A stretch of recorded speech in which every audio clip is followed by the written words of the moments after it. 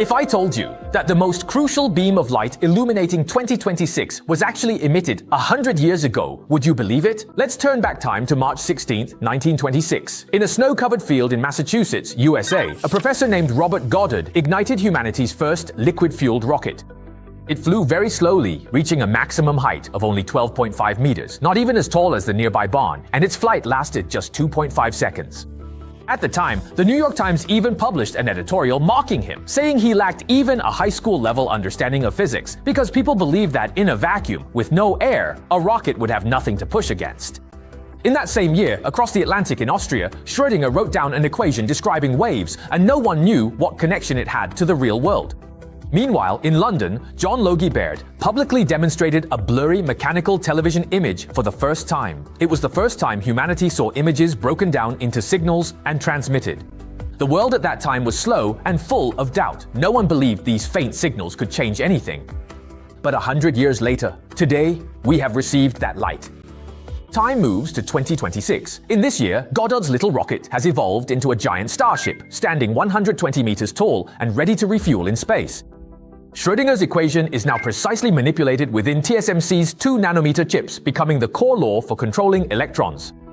Bell's television has transformed into AI, capable of generating any image, as well as the YouTube you are watching now. Welcome to 2026. This is not an era dominated by a single power, but rather a warring states period where 100 schools of thought contend. Today, we're going to scan 6 major technology battlefields to see how the world's brightest minds are bringing once theoretical concepts out of the lab and into reality in this year, making a profound impact. Fasten your seatbelts, the amount of information is going to be intense. Let's get started. The first battlefield, the pinnacle of computing power. Here, 2 battles are being fought simultaneously, one for the smallest and one for the strangest. First up is the semiconductor AI war. Although TSMC quietly began mass production of 2-nanometer chips in the 4th quarter of last year, 2026 will be the real turning point when its full production capacity is unleashed and these chips are installed in your smartphones and AI servers. At the same time, Intel is betting everything on its 18A process, claiming that its exclusive power via backside power delivery technology will solve heat dissipation and signal interference issues, proving that it can still compete. Samsung, after struggling in the yield rate hell for 2 years, has vowed to overtake its competitors on the curve with its 2nd-generation GAA technology. Meanwhile, Japan's Rapidus is racing against time in the snowy fields of Hokkaido, teaming up with IBM in an attempt to revive the glory of Japanese semiconductors with the 2-nanometer market as their target. This is a global free-for-all, with the US, Taiwan, South Korea, Japan, and China's SMIC all trying to break through. But that's not all. In order to keep data transmission up to speed with computing power, the battlefield for optical interconnects has become even more crowded. As copper wiring heats up and slows down at high speeds, Nvidia, Broadcom, Marvell, Intel, and Taiwan's packaging and testing giant ASE are all racing to directly integrate optical engines into chips. In the past, it was electricity running. Now it's light running. By 2026, AI chips without optical interconnects will struggle to survive in hyperscale AI data centers.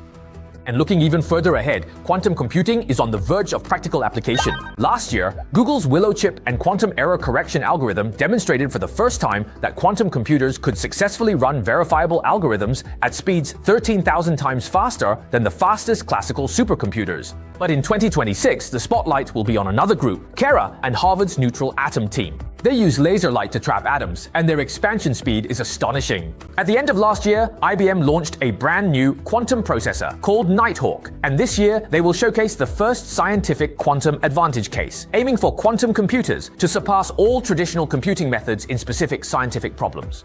Quantinuum, which focuses on ion trap technology, has launched its 3rd-generation universal commercial quantum computer, Helios, highlighting its deep collaboration with NVIDIA. Microsoft's breakthrough in topological qubits showcased last year was impressive, but it has also faced considerable skepticism.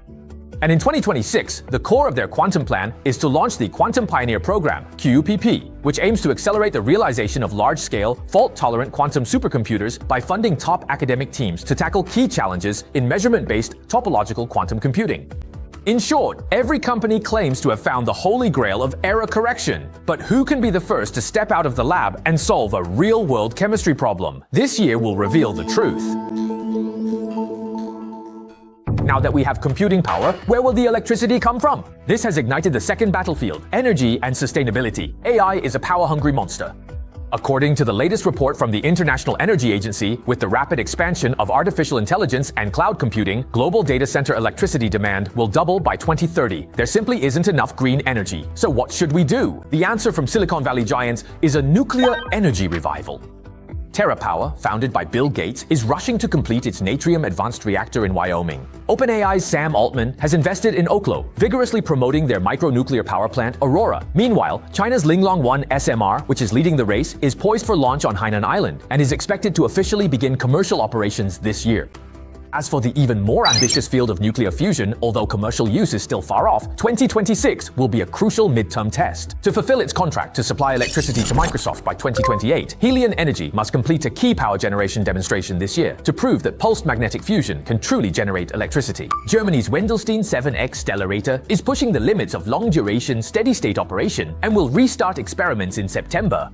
There's also CFS, a company spun off from MIT, which is assembling the world's most powerful high-temperature superconducting magnet spark reactor, set to begin operation this year.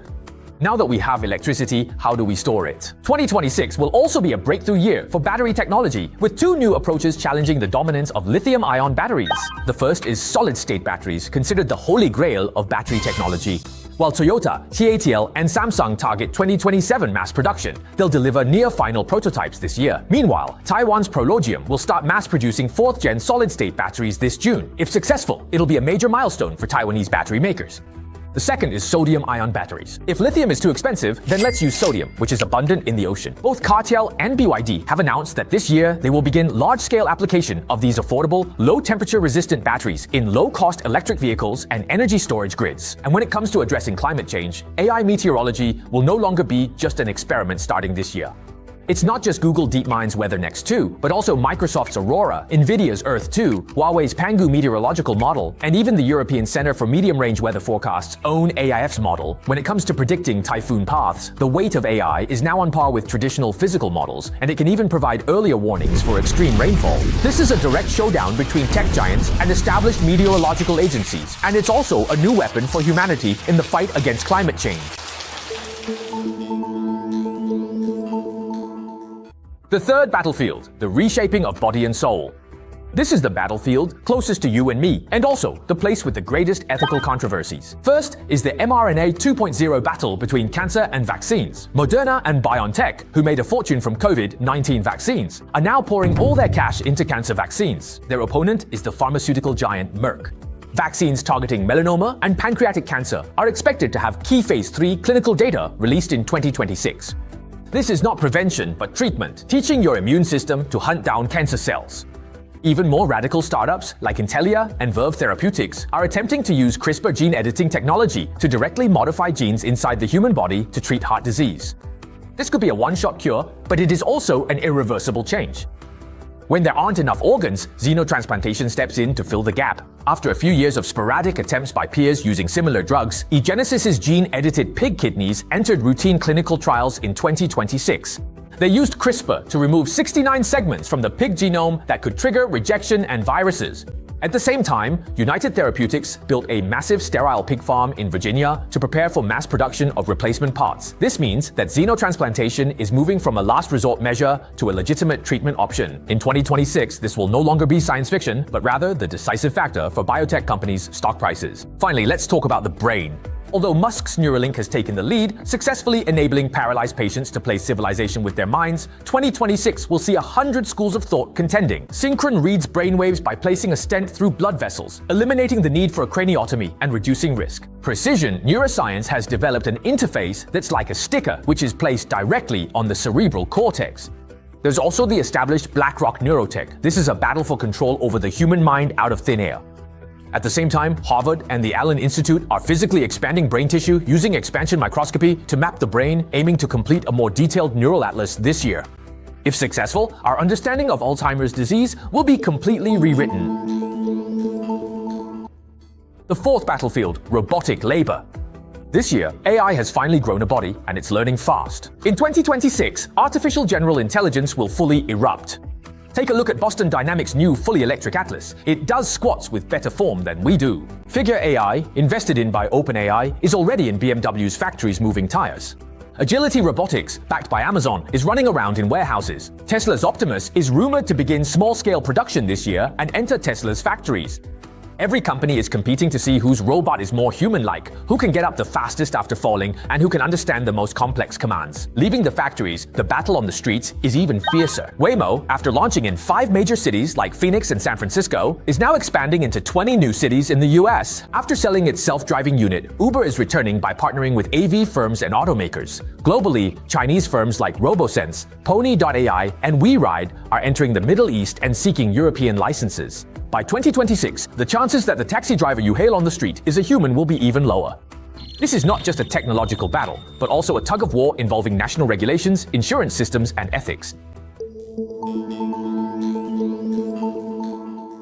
The fifth battlefield, interstellar pioneering.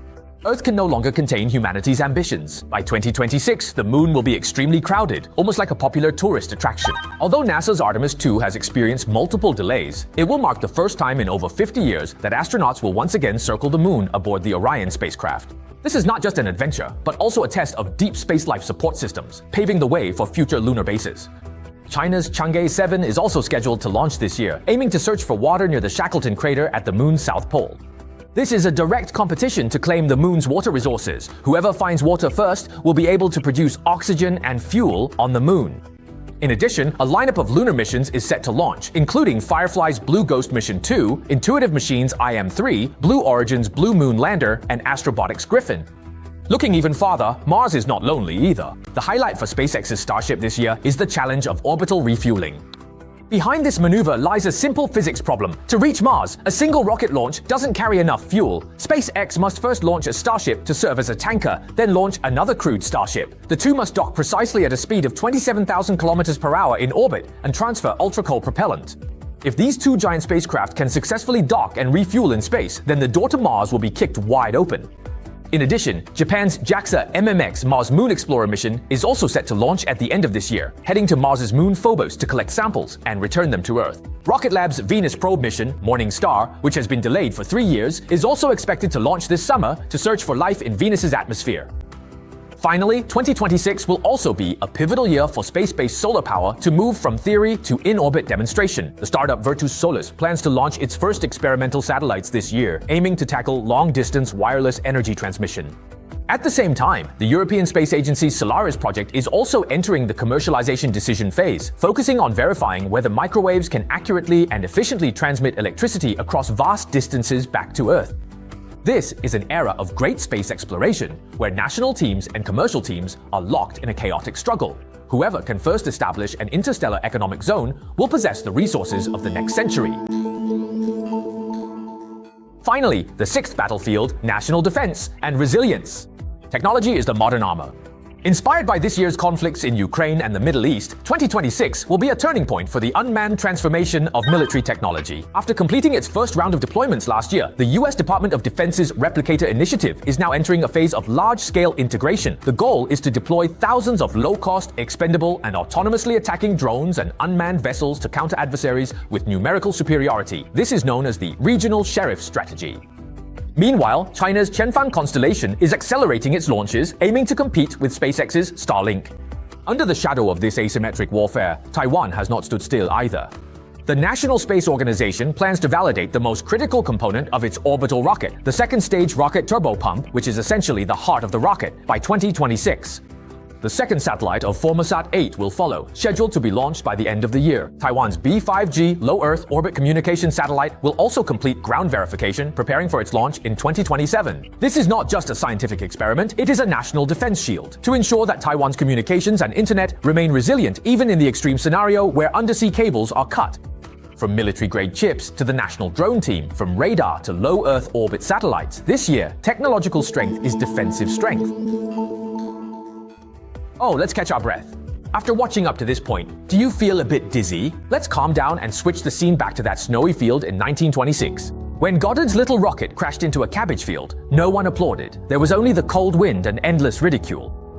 But deep down, he knew this was the right path, even though he had no idea at the time that it would one day lead to Mars. Even in 2026, we still see quantum computers making mistakes, rockets exploding in mid-air, and AI talking nonsense. Maybe we also feel fear, doubt, or even want to laugh at it all.